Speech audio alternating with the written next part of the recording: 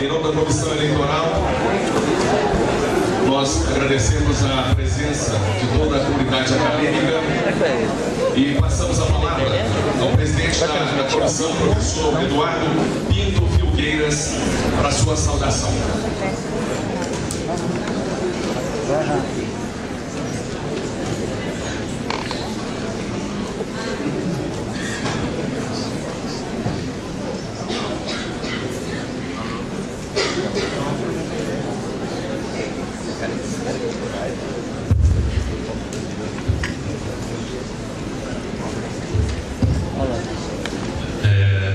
Primeiramente, bom dia a todos. Agradecer a presença de vocês nesse segundo e último debate do nosso processo da consulta eleitoral, e eu gostaria de convidar para fazer a composição da mesa os dois candidatos, no qual nós já fizemos o sorteio, viu, professor Escopo, do posicionamento à mesa. Então, professor Francisval, professor Chacrinha, por favor, professor Aélia, professor Escopo, ficará no mesmo posicionamento do último debate.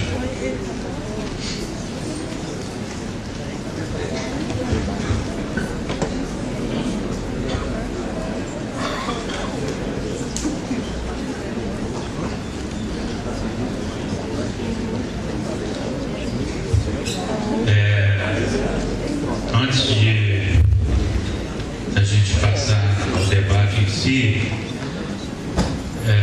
nós gostaríamos de fazer algumas considerações.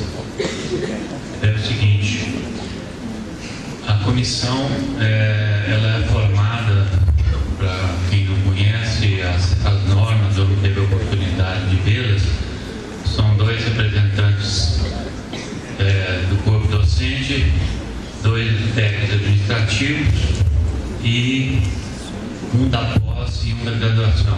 Então, eu vou citar os nomes, que foram pessoas que trabalharam para que o processo pudesse ser realizado. Então, eu gostaria de agradecer ao professor Giovanni, que nos auxiliou muito,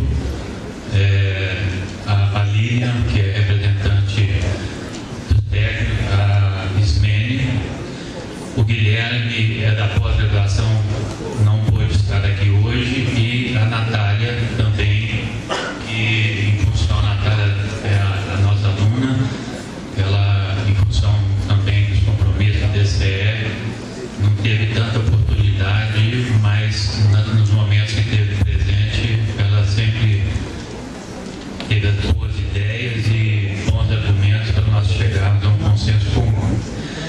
E também o professor André Saúde, da Propag, que com relação a toda a parte de divulgação, propaganda, né, juntamente com a Helena, foram de uma presteza e eficiência e rapidez na confecção do material, devido ao tempo que a gente tinha de eleição. Então, eles nos ajudaram muito com relação ao material de propaganda. E, logicamente, isso passa pela gráfica, que, no nome do João, ele imediatamente, às vezes, entregava um material, 1.000, 3.000 panfletos para ser entregue, entregava o material às 8 horas, 10h30, 11 horas que ele estava pronto, e não era para uma chapa A ou B, né? Tudo era feito de forma igualitária e entregue na mesma hora. Então, a gente queria agradecer, porque são pessoas que não aparecem, mas que têm uma importância muito grande no processo. E também uma peça fundamental para que essa comissão trabalhasse da melhor forma possível, é a figura da nossa técnica Ione Bertoluzzi, que é a secretária do Conselho, do CUNE e do CEP, e também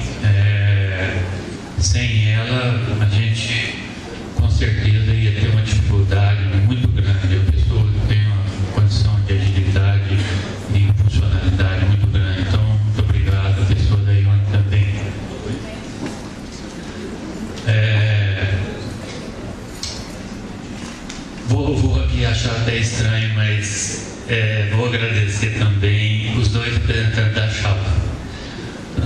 No caso, seria o professor João Crisóstomo, que é representante da chapa do SCUF, e o professor Roberto, junto com seus substitutos, o professor Nazareno e o Rossano, que, apesar de serem, teoricamente, lados contrários, atuaram e a contribuição deles também foi grande e o relacionamento nosso, a dia foi cada vez melhor. Então, a participação deles foi muito importante para o trabalho da chapa e também, de certa forma, no final a gente criou uma hegemonia e facilitou também muito bem, muito o trabalho da comissão. O Helder e a Frada também, que nos ajudou em vários momentos.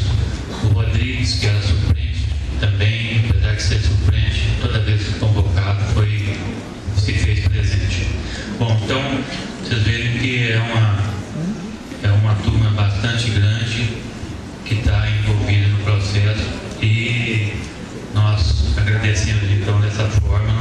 Não deixaria de mencionar cada um, talvez eu esqueci de alguém, mas de toda forma foi o que me veio à mente no momento.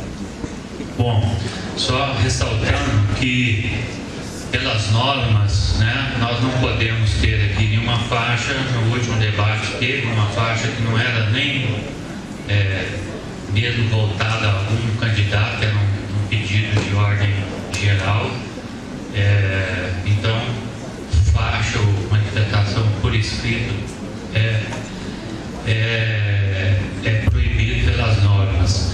E eu gostaria de ressaltar, como eu fiz no último debate, que as manifestações, se elas se passam por aplauso, que é a forma correta e normal de se fazer, né? Não através da voz, de gritos. Então, isso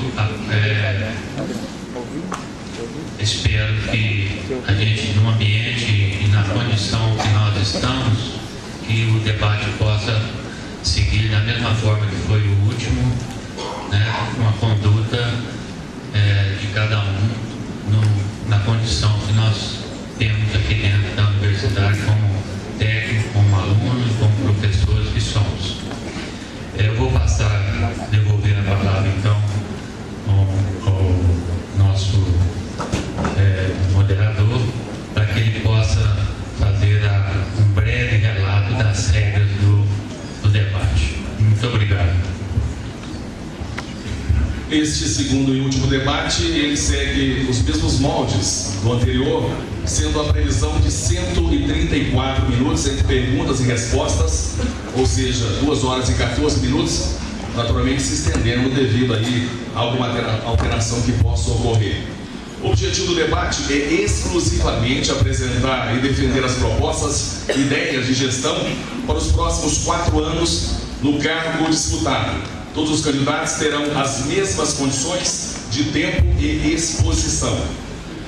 A mesa de debate, nós temos aqui a composição, como já foi dita, por 3 representantes da comissão eleitoral, pelos candidatos a reitor e a vice-reitor, e dividido em 6 blocos, sendo que no início de cada bloco será sorteada pela comissão eleitoral a ordem de pergunta e resposta dos candidatos participantes. O bloco 1, com previsão de duração de 20 minutos. Nesse bloco, cada candidato a reitor terá 10 minutos para a apresentação de suas propostas. Bloco 2, duração de 28 minutos. Neste bloco, os candidatos a reitor farão perguntas entre si. Um candidato fará 2 perguntas ao outro candidato, sendo uma de cada vez, de forma alternada. Cada pergunta será feita em no máximo 1 minuto, a resposta será dada em 3 minutos, com a condição de 2 minutos para a réplica e 1 minuto para a tréplica. Nós temos já disponibilizados, e alguns já estão formulando as perguntas, que estão sendo já depositadas nas caixas que estão aqui no palco, sendo que desde já nós temos ao fundo e aqui à frente os formulários onde as perguntas de servidores, docentes, discentes possam ser já feitas. O bloco 3 terá a duração de 24 minutos. Nesse bloco será sorteada uma pergunta de cada segmento, ou seja, docentes, técnicos administrativos, discentes de pós-graduação e discentes de graduação, que deverá ser respondida por cada candidato a reitor, sendo esta a mesma pergunta.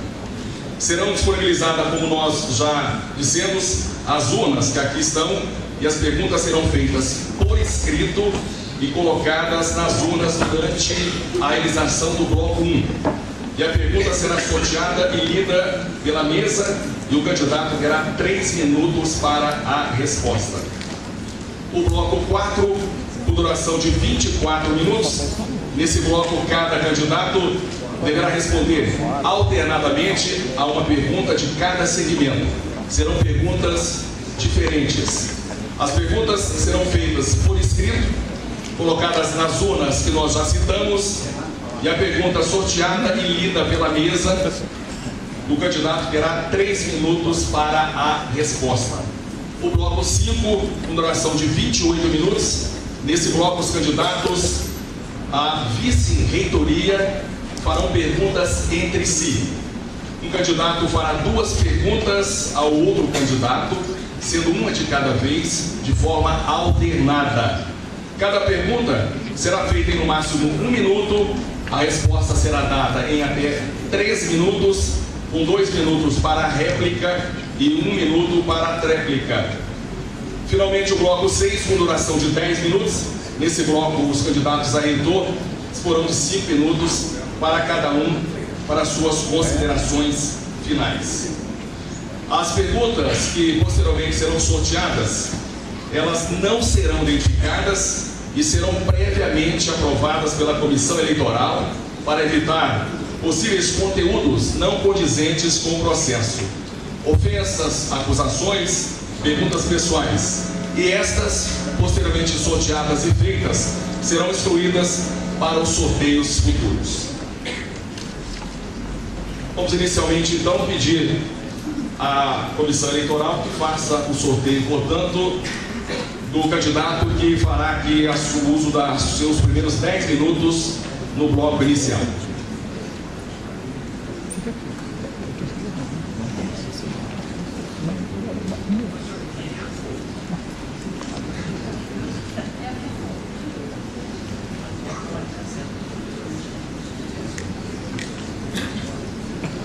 Sorteado, professor Eduardo.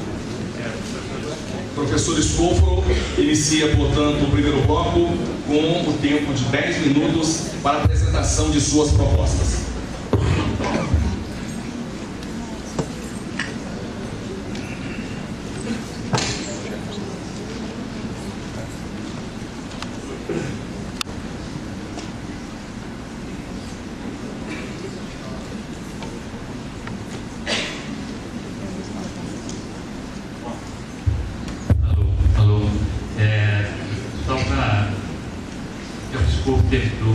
Tudo aqui é sorteio, posição de sentar, quem vai falar primeiro, tudo aqui mudado, tá?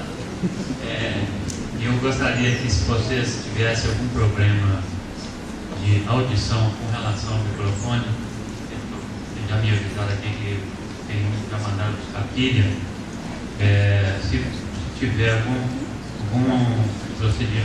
momento que vocês não estiverem ouvindo nitidamente, por favor, faça essa comunicação para que a gente possa resolver, para que todos possam ao mesmo, ouvir tanto um como o outro da mesma forma. Tá?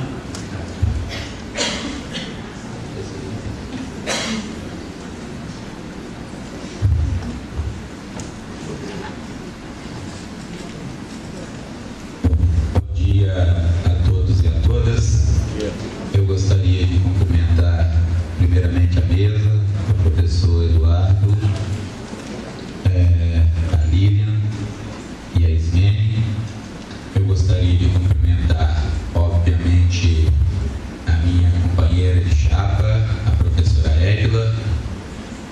gostaria de cumprimentar aos componentes da chapa oponente, o professor Francisval e o professor Luiz Antônio. Bom, vou fazer um pequeno histórico e apontar para onde a gente deseja caminhar. Na realidade, eu sou natural do Espírito Santo, eu nasci em Castelo, eu estudei na Universidade Federal de Viçosa. No ano que eu estudei, que eu fiz vestibular, eu perdi meu pai, minha mãe foi professora primária, eu morei a vida inteira em alojamento estudantil, eu lavava bandejões para ter o alimento como uma compensação. Então eu venho de uma história extremamente humilde. Comecei a minha carreira em Patos, no interior da Paraíba, na Universidade Federal da Paraíba, lá no sertão da Paraíba, onde tive a oportunidade de aprender muito sobre solidariedade e respeito com o povo simples do sertão da Paraíba. Tive a oportunidade e a graça de ser convidado para vir aqui para a Universidade Federal de Lavras. Aqui, em questões administrativas, atuei como chefe de departamento, como coordenador da pós-graduação em Engenharia Florestal, fui coordenador da Câmara de Ciências Agrárias da FAPEMIG, fui pró-reitor de pesquisa, fui pró-reitor de administração e logo na seguida de planejamento e gestão, fui vice-reitor, fui reitor a partir do ano de 2012. No mundo acadêmico, sempre tive uma enorme inserção, tanto na graduação quanto na pós-graduação, atuando no ensino, que eu tenho um extremo amor. Isso vem no DNA, porque minha mãe era professora primária, e também na pesquisa, e como eu já demonstrei, na administração ao longo de toda uma carreira. Por conta desse conjunto, ensino, pesquisa e extensão, eu acredito que eu tenha chegado a professor titular lá em 1995, relativamente jovem ainda, e acredito isso ao conjunto de atuar nessas 3 diferentes áreas. Bom, aqui na universidade, como reitor, nós temos, eu gostaria de destacar 3 questões. Uma questão em relação aos discentes, em relação ao programa de bolsas, em que a gente acabou com a Bolsa Atividade e criou um programa de bolsas em que o acadêmico, vulnerável ou não, ele é valorizado como um acadêmico. Tivemos oportunidade com o nosso segmento de técnicos trabalhar um programa de qualificação e um programa de capacitação dos mais ousados.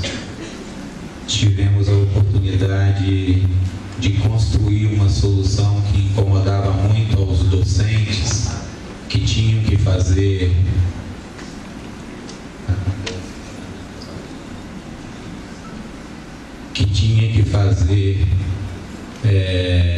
ao fazer doutorado ou pós-doutorado, eles oneravam os demais membros do departamento, e construímos uma solução em que agora qualquer pessoa tem direito a um professor substituto, e isso fortaleceu muito as nossas ações de qualificação do corpo docente num período mais curto do que a gente tinha até então. O nosso foco de gestão é qualidade de ensino, é qualidade de pesquisa, é qualidade de extensão, é gestão de qualidade, dotando a instituição de infraestruturas fundamentais, como a estrutura de TI, a estrutura de bibliotecas, além de recuperar as estruturas já defasadas dos nossos cursos históricos, aqueles cursos que foram com o trabalho dos técnicos, dos docentes e com o empenho dos discentes, que ajudaram muito ao progresso dessa instituição. Nós estamos propondo nessa sequência avançar um trabalho que já vem sendo feito, que é trabalhar em duas vertentes para fortalecer esses pontos que eu coloquei anteriormente. Um ponto é a geração de tecnologia e de inovação, e para isso eu já disse que nós estamos remodelando as estruturas dos cursos históricos, particularmente laboratórios, espaços físicos em que as pessoas tenham mais conforto.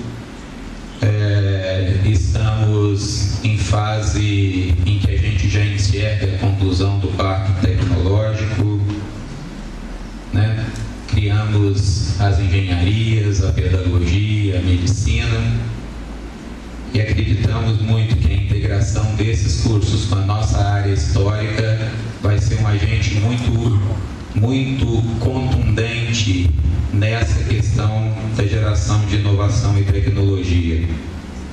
Trabalhamos também com um foco social muito claro, muito bem definido, em que hoje nós temos uma assistência odontológica maravilhosa, nós temos uma assistência à saúde que evolui a cada dia.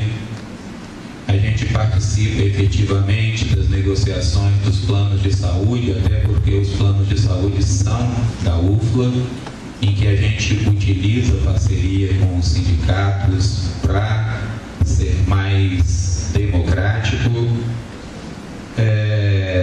Vamos, ao longo dessa caminhada, se lograrmos êxito, viabilizar um hospital universitário, um hospital escola de 38 mil metros quadrados, que dará enorme inserção social da UFLA, tanto na cidade de Lavras, quanto nas cidades de um raio de 150 quilômetros, principalmente aqui do nosso entorno, que contemplará um público potencial de 1.500 pessoas. Desejamos, nessa caminhada, com esse projeto, chegar a uma universidade sustentável academicamente, em todos os quesitos, né? No ensino, na pesquisa, na extensão. Desejamos chegar a uma universidade sustentável ambientalmente. É nítido que a gente já avançou muito nesse quesito também. E o mais importante, que é chegar a uma universidade sustentável financeiramente, né? Porque hoje é muita luta que a gente tem que ter para que a gente consiga honrar todos os compromissos. A nossa grande causa, o nosso grande objetivo é posicionar a nossa instituição com a força do trabalho em conjunto dos discentes, dos docentes, dos técnicos, entre as melhores universidades do Brasil e as melhores universidades do mundo. Desejamos ainda avançar muito na democratização da pós-graduação, dobrando o número de docentes e, para tal, construir soluções que viabilizem isso. E avançar na área de recursos de letras.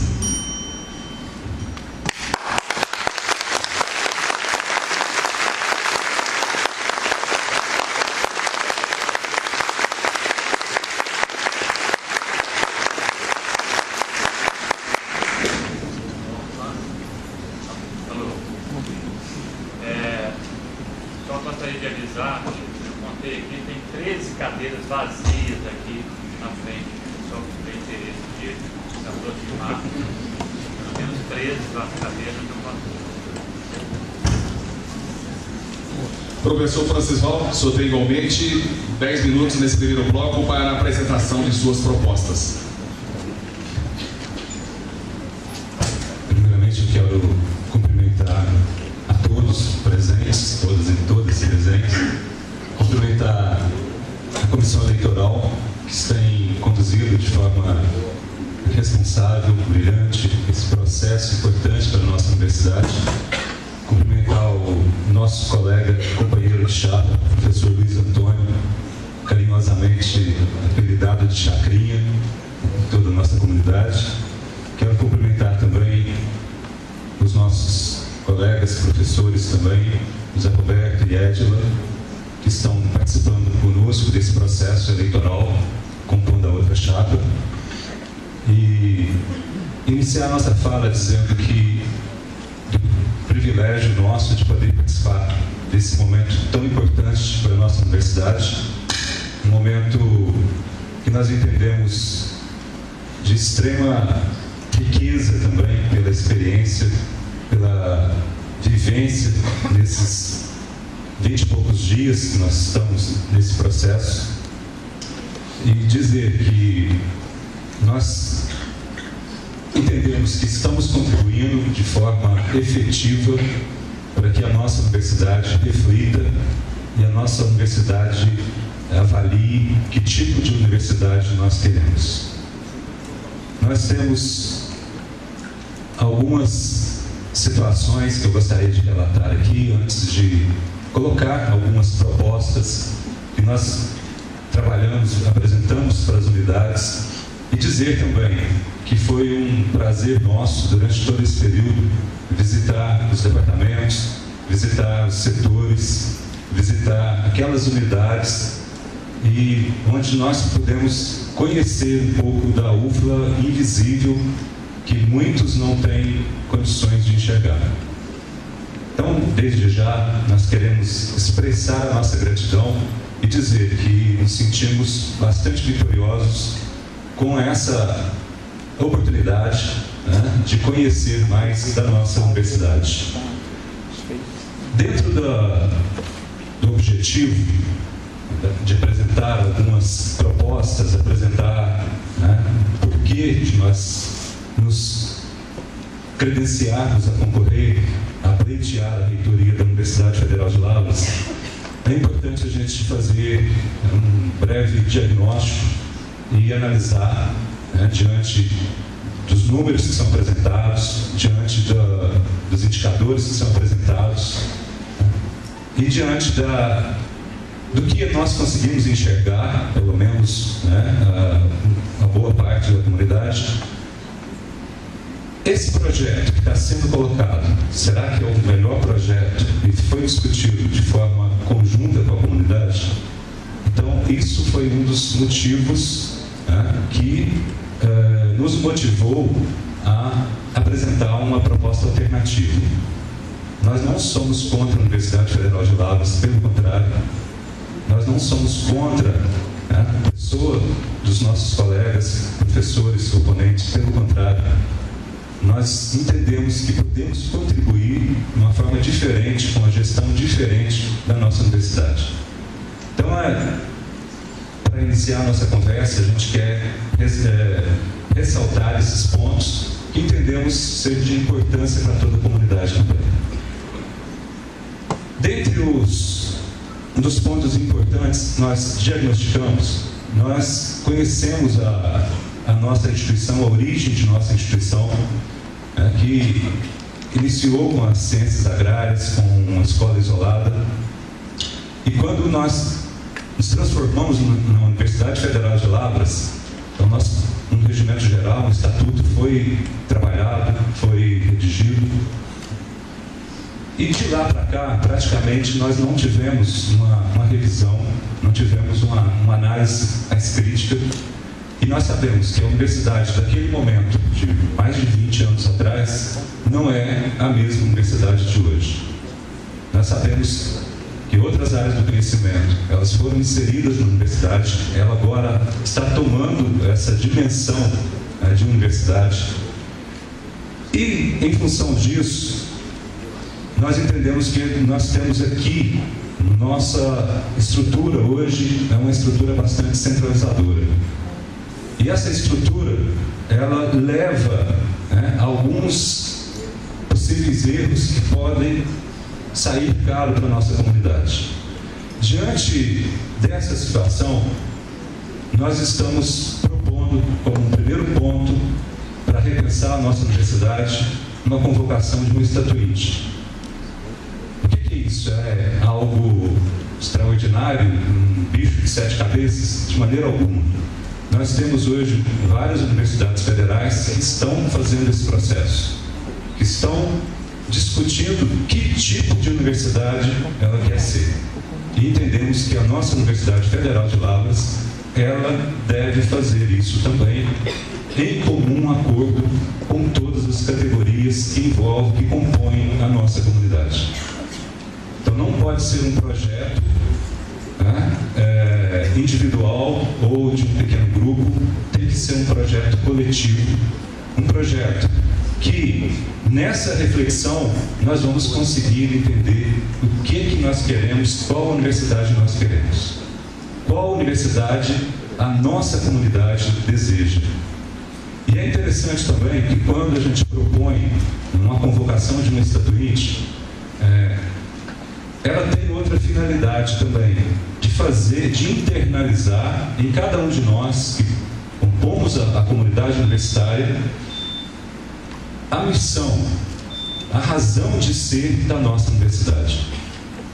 É de extrema importância que nós tenhamos essa razão, conheçamos bem, para que a gente consiga, cada um consiga desempenhar o seu papel, a sua função de forma adequada, visando atingir então o objetivo, a razão, a missão da nossa instituição. Nós percebemos, no nosso regimento geral, no nosso estatuto, ele tem pontos positivos, interessantes. Não estamos descartando tudo, muito antes, pelo contrário, a gente sabe que tem pontos positivos. Mas nós precisamos discutir a relação de poderes dentro da nossa comunidade. Então, um dos pontos importantes na estatuinte, que vai ser convocada com o envolvimento da comunidade, com orientação, com um cronograma bem definido, usando o nosso sistema de comunicação de forma bem efetiva, treinando as pessoas que vão conduzir as comissões, usando de experiências, inclusive, de outras universidades, para que a gente consiga elaborar, então, o melhor estatuto, o melhor regimento geral da nossa universidade. Então, esse é um ponto que nós destacamos e ressaltamos da importância de iniciar já o nosso processo com isso. Algo que a gente quer destacar é que conosco, ou com a outra chapa, de uma certa forma, isso vai ter que acontecer. Por quê? Porque tem uma proposta de rediscutir a nossa estrutura organizacional. E nós entendemos que a melhor forma de fazer isso é envolvendo toda a comunidade nos seus diversos segmentos, com uma participação e mostrando, então, qual que seria a melhor forma de organizarmos. Nós defendemos a manutenção de departamentos, nós defendemos comunidade mínima, nós defendemos a manutenção de departamentos a princípio, mas nós vamos trazer isso para que a comunidade também discuta. Ok, um segundo ponto que nós temos como proposta, e eu tenho dito, inclusive, nas visitas, que nós tínhamos uma dimensão de problemas de relacionamento dentro da nossa instituição. Nós temos uma população hoje, a UFLA, ela é uma cidade dentro de Lavras. E uma cidade bastante diversificada, com pessoas com diversas formações, com formas de pensar diferentes. Mas nós temos percebido né, nessas visitas que nesse período eleitoral fizemos, que a condução dos relacionamentos aqui dentro precisa ser repensada. Muitos conflitos não estão sendo resolvidos de forma a trazer benefícios para a nossa comunidade. A gente sabe que o conflito, né, com a população do tamanho da nossa, inerente vai acontecer. Mas o que nós temos percebido é que a forma de condução não tem sido a mais adequada e isso tem provocado problemas. Muito obrigado.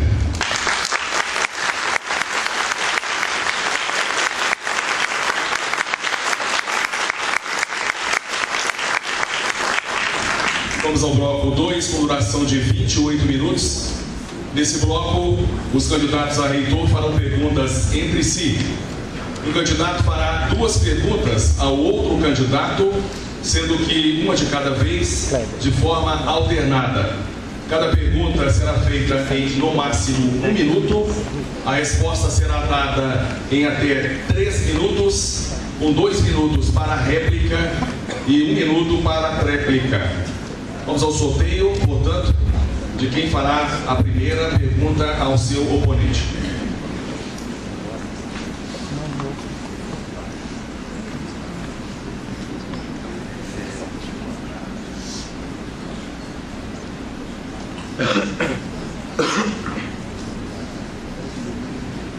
Professor Eduardo, o professor Escopro faz a pergunta inicial com um tempo de 1 minuto, na abertura desse segundo bloco.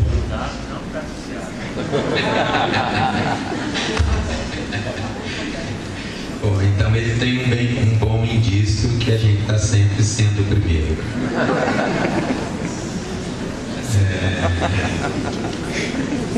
Bom, eu gostaria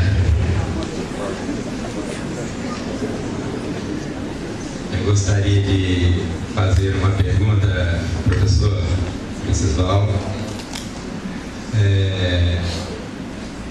A assistência estudantil, ela é um dos grandes gargalos hoje da instituição federal pública e gratuita. E isso foi acentuado com o advento das cotas, que é extremamente democrático, mas ele impõe uma necessidade de mais apoios aos estudantes de alta vulnerabilidade social. Hoje, o governo federal, ele disponibiliza em torno de 4 milhões de reais para assistência estudantil da UFLA. Nós, sem considerarmos construção de alojamento, estamos gastando 12 milhões de reais aproximadamente. A gente ainda tem a entrada de mais estudantes a cada semestre e principalmente a cota completando os 50%. Como o senhor pretende equacionar esse déficit de 8 milhões de reais para que a gente tenha uma assistência estudantil de qualidade? Déficit esse que é crescente.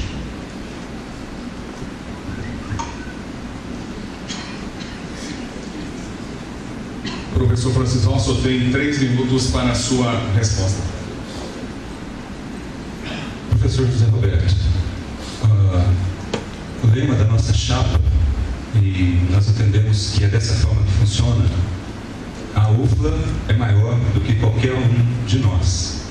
Nós entendemos, professor, se foi conseguido mais recursos para assistência estudantil, se a atual gestão conseguiu, nós entendemos que nós temos condições também de conseguir, com empenho, com esforço e com dedicação, procurando compensar esse déficit que o professor comentou.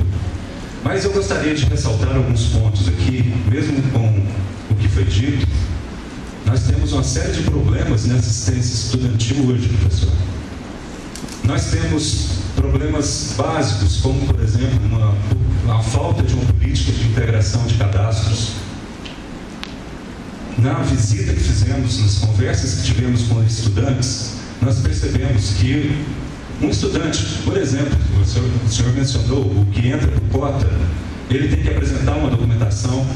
Se ele demanda assistência estudantil, que é algo interno, ele tem que apresentar de novo uma documentação, muitas vezes até semelhante. E se ele demanda, se ele se enquadra na Bolsa Permanência, ele também tem que demandar, tem que apresentar basicamente a documentação. Então nós entendemos que, com todos esses números que o professor comentou, nós temos carências ainda, nós temos problemas sérios e até mesmo com a gestão desses programas de assistência estudantil. Nós temos ainda situações onde a nossa própria pró-reitoria, ela não tem claramente uma diretriz do que, como atender. E, em muitas das situações, devido à limitação, eles têm que praticamente se virar para atender. E aí vem uma preocupação nossa também, professor. Se já existe essa defasagem, se já existe esse déficit, nos preocupa algumas situações até de proposição de aumentar significativamente o número de estudantes. Porque nós sabemos que o processo hoje de inclusão é de extrema importância e mais pessoas vão demandar da assistência estudantil. Então, nós queremos destacar aqui que nós temos condições, sim, de correr atrás e buscar recursos para complementação, no caso de verbas para atender a assistência estudantil. Muito obrigado.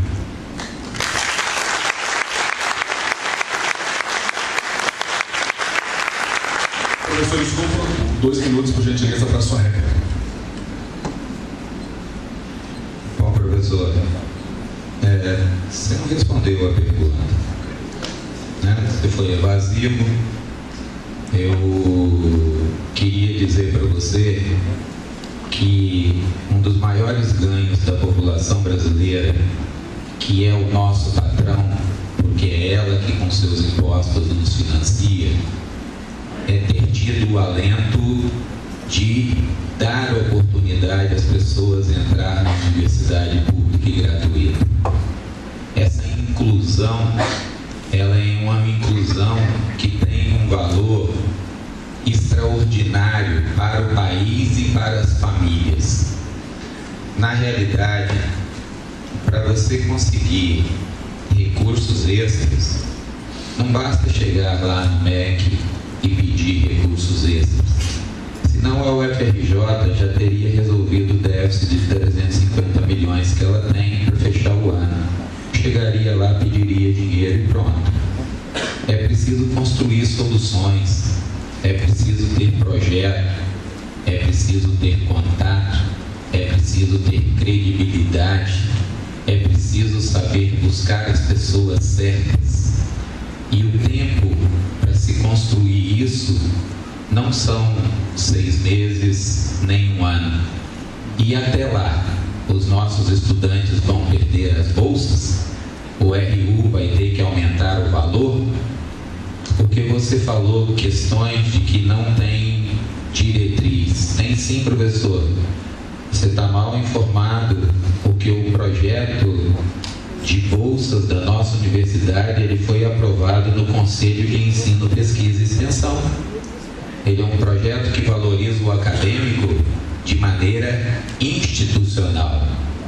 Então, é necessário que a gente conheça como funciona o Fórum dos Pró-Reitores.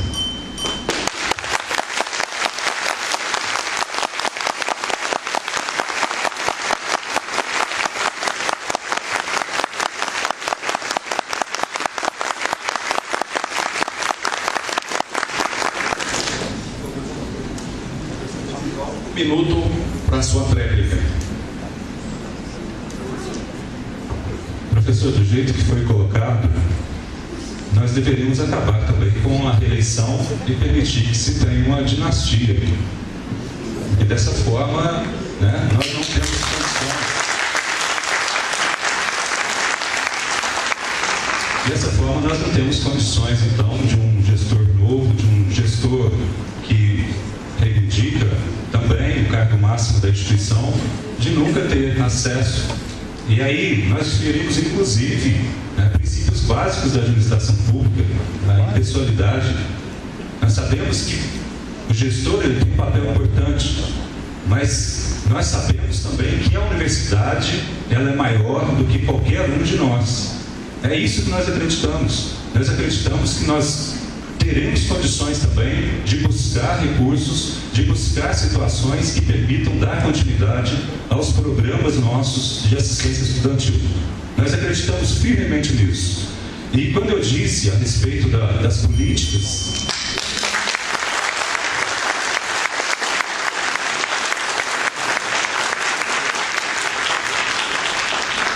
Professor Francisco, o senhor tem o direito agora à sua pergunta nesse bloco, que estas são feitas de forma alternada. Professor José Roberto, nas várias unidades e setores que visitamos durante a campanha, ouvimos relatos de que na UFLA existe uma indústria de pares. O que o professor José Roberto tem a dizer sobre isso? Bom, eu gostaria, primeiro, professor, de considerar que eu respeito muito sempre os oponentes e que eu respeito muito o processo democrático. Eu estou falando de experiência, de capacidade e não de discursos vazios. Eu gostaria de, em relação a questão do PAD, eu já expliquei isso daqui numa outra conversa, de que a lei 8.112 de 90, e eu vou ler a lei para não dizer que eu estou fazendo qualquer distorção. A autoridade que tiver ciência de qualquer irregularidade no serviço público é obrigada a apurar, conforme caput do artigo 143 da Lei número 8.112 de 90. A autoridade que tiver ciência de irregularidade no serviço público é obrigada a promover a sua apuração imediata mediante sindicância ou processo administrativo disciplinar, assegurada ao acusado ampla defesa. O processo, e é importante prestar atenção nisso, o processo não é uma punição e não deve ser interpretado como uma ofensa, mas é uma garantia. Se alguém é acusado de algo, esse alguém deve ter o direito de ser ouvido e de se defender. E o processo é o único meio formal e legal para isso acontecer. Quero dizer, professor, que a gente não abre nenhuma sindicância ou nenhum processo sem consultar a Procuradoria Federal para verificar a materialidade dos fatos. Quero dizer ainda que de todos os processos que foram abertos até hoje, um único houve penalização, e esse do sindicato ou dos membros do sindicato que apoiam a sua chapa, nós já acabamos de arquivar com uma recomendação, que as horas em que eles saíram, aqueles que saíram sem a aquiescência do chefe, tem que ser reposta. Portanto, aqui nós não desejamos prejudicar ninguém.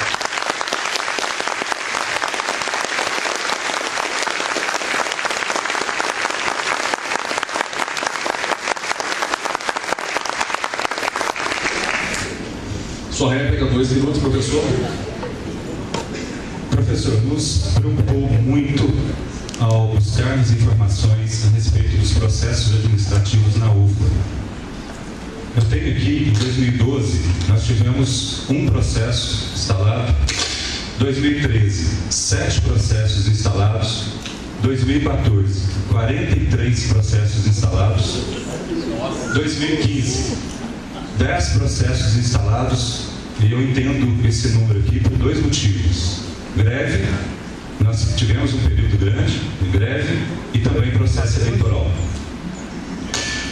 Como eu disse, nas visitas que nós fizemos, as pessoas elas extremamente preocupadas com isso, professor.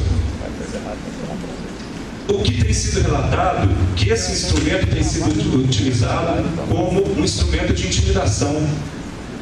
E nos preocupa muito, até pelo relato que foi dito agora, a respeito do número de processados que foram condenados, vamos dizer assim. Isso indica que o princípio básico de admissibilidade e materialidade provavelmente então não foi observado, porque se tantos processos assim não foram condenados, indica que possivelmente não foram observados esses princípios básicos para instalar um processo administrativo. E tem outro detalhe, professor. Nós vamos procurar, junto a informações, junto à CGU, por exemplo, qual que é um custo médio da instalação de um processo administrativo. Ficamos extremamente assustados. R$ 153 mil em média, isso com dados de 2012, para a instalação de um processo administrativo.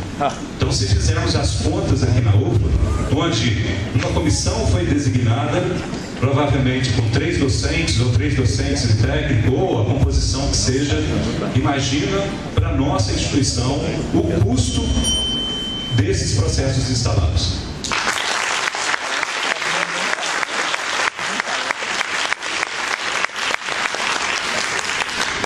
Só tem 1 minuto para a sua réplica.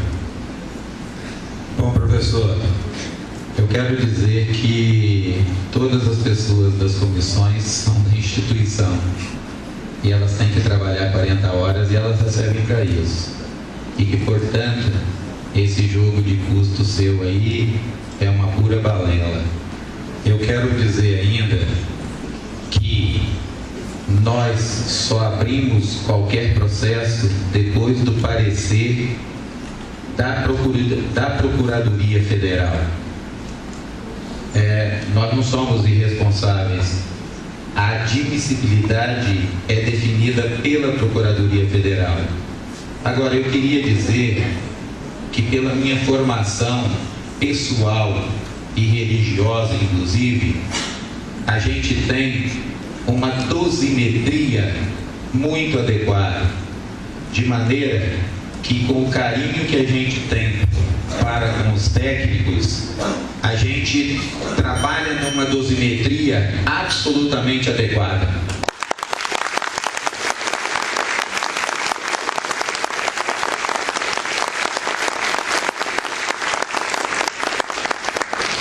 Na ordem das perguntas alternadas, professor Escopolo faz a sua segunda dentro desse bloco número 2.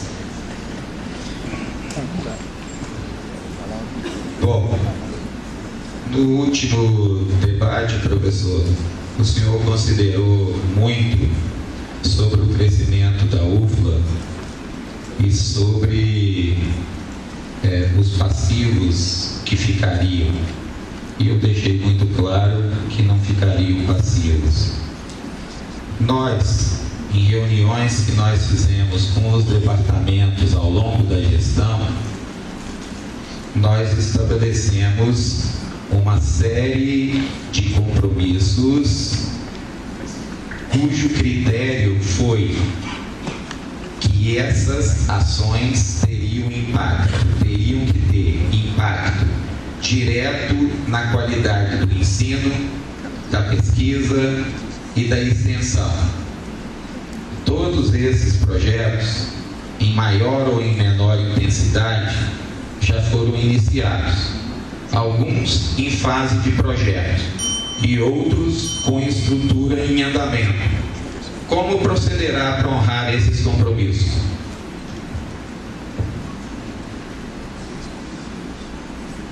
Professor, quando nós referimos a passivo no debate passado, é bom ressaltar que não estávamos dizendo do aspecto só financeiro. Na nossa área, a área financeira, a área que eu atuo, quando o termo passivo diz respeito a uma obrigação de uma maneira geral. E nós temos, nas visitas que nós fizemos nas unidades, nós deixamos muito claro que aqueles compromissos assumidos, que foram discutidos com as unidades,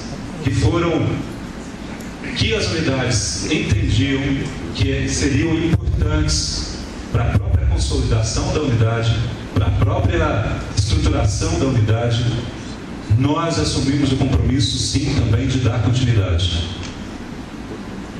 E é interessante, professor, porque no próprio documento que nos foi entregue alguns meses atrás, a respeito das obras, a respeito da continuidade do projeto que o senhor tem tido para a universidade, no documento que nos foi entregue, diz que os recursos já estão garantidos. Então nós vamos dar continuidade a esses projetos que foram negociados. Esse é o nosso entendimento. E o documento próprio encaminhado pelo senhor reitor, dizendo à comunidade a relação das obras, a relação dos compromissos assumidos, e estava no próprio documento informando que esses recursos já tinham sido disponibilizados. Então, não vemos por que não temos preocupação no sentido de não atender a essas demandas negociadas, uma vez que o próprio reitor já disse que existe o recurso necessário para tocar essas obras. Então, isso para a gente não tem dificuldade. E, no mais, como a gente disse também nas visitas, nós entendemos que a UFLA é maior. Aqueles por acaso que não têm recurso, nós vamos correr atrás e nós vamos dar continuidade sim a esses compromissos assumidos.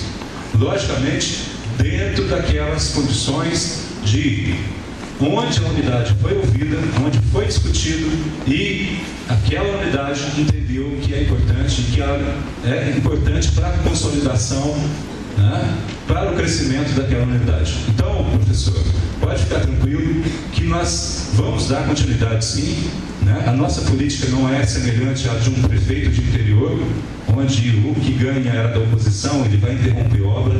É recurso público envolvido, é recurso público que nós devemos ter um maior cuidado com a utilização e onde nós vamos ter a maior responsabilidade na utilização desses recursos.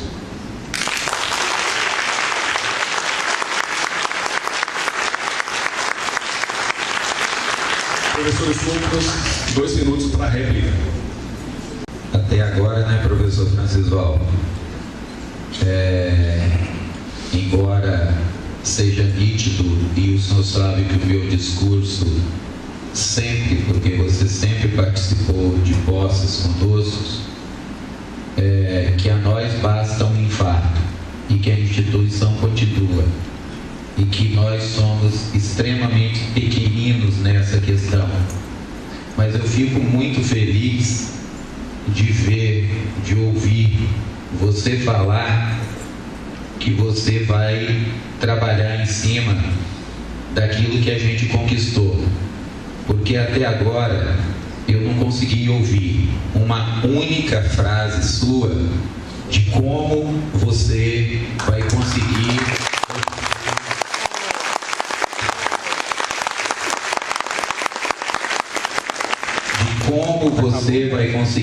obter recursos adicionais, uma vez que os recursos da matriz Andifes permitem o funcionamento da universidade só até setembro. E não é só da UFLA, são de todas as universidades de uma maneira geral. Então, entre o discurso e a prática, é muito interessante.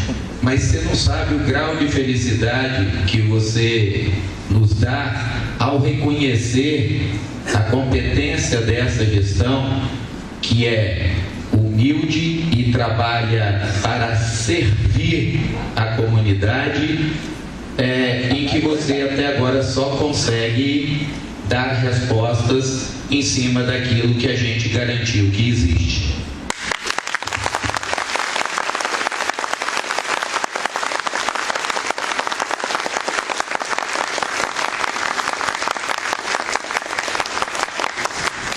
Um minuto para a sua tréplica. Professor, eu fico feliz também o senhor reconhecer a nossa limitação e a nossa condição que basta um infarto, basta um acidente qualquer para nos levar.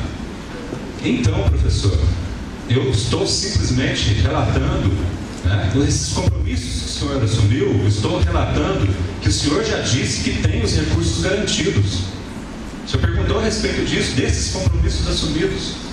E aí eu estou pegando um documento que foi enviado, a data que 28 de agosto, com a relação das obras, que inclusive eu tive a oportunidade de reclamar uma obra nossa do departamento, que não constava aqui, e que há tanto tempo a gente reivindica, e com recurso inclusive gerado pela unidade. Eu estou somente dizendo que, pela pergunta que foi feita a respeito dos compromissos assumidos, eu entendo que já tem o recurso garantido. É isso que o senhor disse no documento. E aí tem um detalhe também.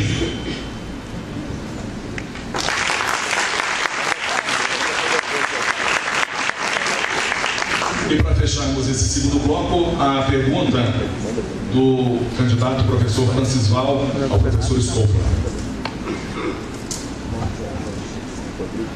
Professor, consta no material de campanha de sua chapa que vocês vão promover o crescimento das matrículas de graduação em 40%, com a implementação de novos cursos e ampliação em 100% do número de vagas na pós-graduação.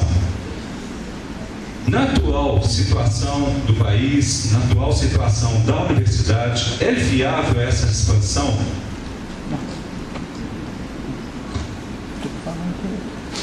O senhor tem 3 minutos.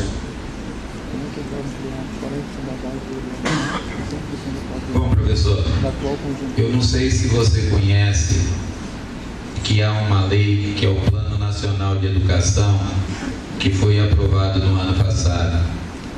E essa lei, ela define claramente uma meta, a meta número 12, em que o governo, através dessa lei aprovada no Congresso, assumiu o compromisso de duplicar o número de acessos de estudantes na faixa de 18 a 24 anos nas instituições de ensino superior. É uma lei, é o Plano Nacional de Educação, isso num período de 10 anos. Bom, desse contingente, 50% deve ser nas universidades federais públicas e gratuitas. Hoje, nós temos em torno de 7 milhões de discentes nas diversas instituições de ensino, e nós, pela meta da lei do PNE aprovada no ano passado, temos que passar para 14 milhões de discentes, sendo que 14 milhões de discentes na graduação e pós, sendo que desse contingente 3 milhões e meio é na universidade pública.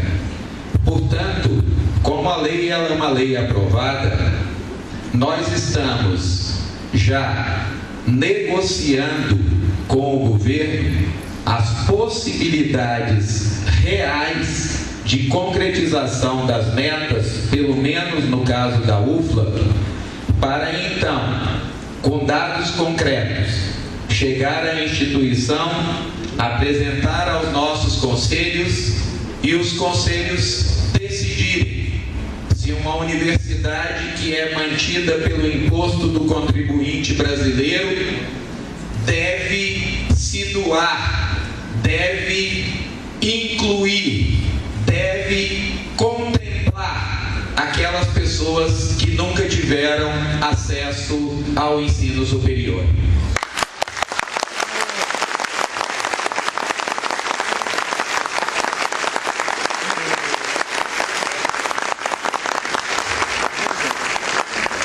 Dois minutos para a réplica. Professor, eu fiquei feliz que o senhor mencionou que vai ouvir os conselhos para qualquer tipo de expansão, então eu já fico mais tranquilo. Eu gostaria de ressaltar que eu não sou contra a expansão e nem quem nos apoia é contra a expansão. Nós sabemos da importância e da universidade pública de dar condições de pessoas que não têm condições terem acesso a uma escola de qualidade. Nós não somos contra a expansão. O que nós somos contra é a forma como essa expansão tem ocorrido. E nós temos sentido isso aqui na nossa comunidade. Na visita que fizemos, isso não é só a impressão nossa. Muitas pessoas, elas relataram o que tem acontecido. E vem a questão até mesmo de prioridades. A crítica nossa, professor, não é atender, existe lei, mas se não tiver as condições, nós vamos criar curso. Então, se nós não dermos qualidade aos cursos que serão criados, nós temos um problema sério aqui. Os próprios cursos noturnos nossos, nas visitas que fizemos, a reclamação que foi dessa comunidade que praticamente ela é esquecida durante a noite. Nós temos um tipo de serviço que é prestado durante o dia e outro completamente diferente no período da noite.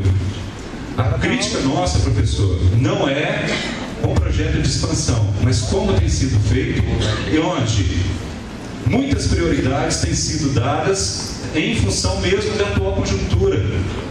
Se não tivesse a greve, professor, nós teríamos problema com salas de aula. O nosso pavilhão 2 ficou pronto em outubro. Nosso restaurante, né? Nós estamos acompanhando aí as críticas, as filas que são formadas. A própria assistência estudantil com alojamentos, que foi comentado.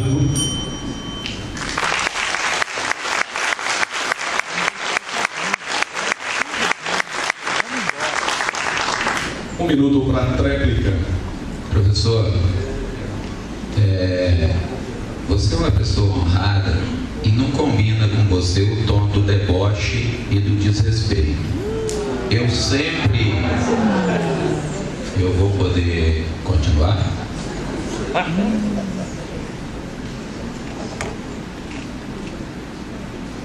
Bom, o que acontece é que nós estamos buscando negociar os recursos. Outra coisa, em 2007, quando a gente começou o Reúne, a nossa instituição era a 14ª no índice geral de curso. Ela não aparecia nos rankings internacionais. Hoje, nós estamos entre as principais instituições do país e, muito mais importante que isso, aparecemos para o mundo. Se você quiser uma cópia de um artigo da Unesco sobre essa questão da qualidade, entrar em índices internacionais é algo fundamental para que a gente dê satisfação ao contribuinte brasileiro que está investindo de maneira correta.